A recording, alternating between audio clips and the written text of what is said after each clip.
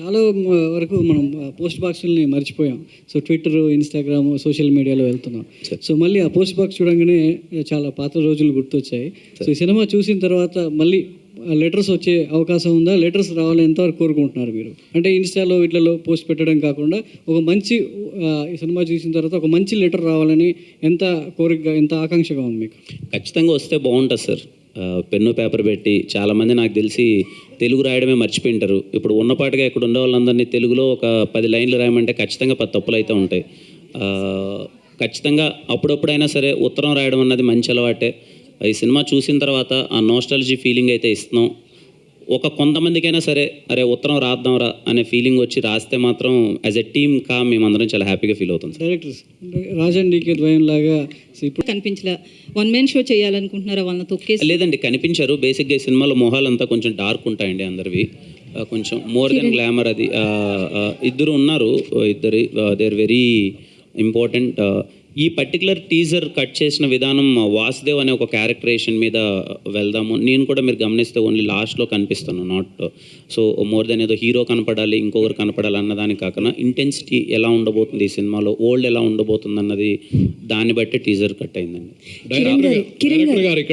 Director ఇక్కడ అమ్మ కథ ఐడియా ఎవరికి వచ్చింది? మీ ఇద్దరు సుజిత్ సార్. తర్వాత వచ్చిన తర్వాత మీ ప్రాసెస్ అయింది అంటే ఏ ఐడియా వచ్చినా కూడా ఫస్ట్ డిస్కస్ చేసుకుంటాం సార్. సో ఎనీ కథ కూడా ఏంటంటే డిస్కషన్ నుంచి స్టార్ట్ అవుతుంది. సో బేస్ ఐడియా అయితే సుజిత్కి స్టార్ట్ అయింది సార్. అక్కడి నుంచి డిస్కస్ చేసుకొని దాన్ని బెటర్మెంట్ చేసుకొని ఏది దాంట్లో ఏమి యాడ్ చేస్తే బాగుంటుందని చెప్పి కలిసి కూర్చొని చేసుకోండి కదా సార్. రైట్. కిరణ్ గారు, జనరల్గా తెలుగు సినిమా హీరోలందరూ ప్యాన్ ఇండియా సినిమాలు చేద్దాం అనుకుంటున్నారు. చిన్నోళ్ళు పెద్దోళ్ళు, పెద్ద పవన్ కళ్యాణ్ లాంటి హీరోలు ప్యాన్ ఇండియా సినిమాలు చేయలేకపోతున్నారు.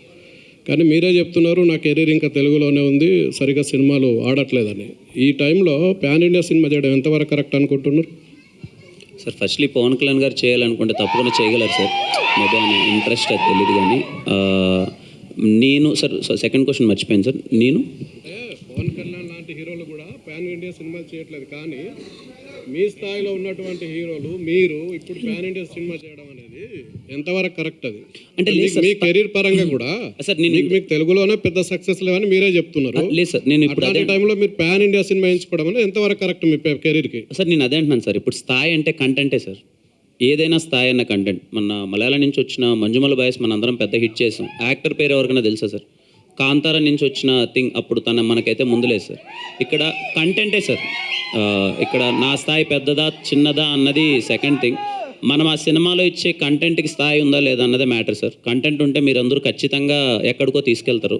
ఈ అనే సినిమాలో కంటెంట్ ఉందని అయితే నేను నమ్ముతున్నాను. అందుకే అదర్ లాంగ్వేజ్కి వెళ్దాం అనుకున్నాను సార్, నథింగ్ ఎల్స్. మేబీ నేను నా సినిమా ఇక్కడ వరకే పరిమితం అన్నది ఇక్కడే తీస్తాను సార్. ఊరికే ఏదో పెట్టాలని ప్యాన్ ఇండియాలో అయితే చేయను సార్.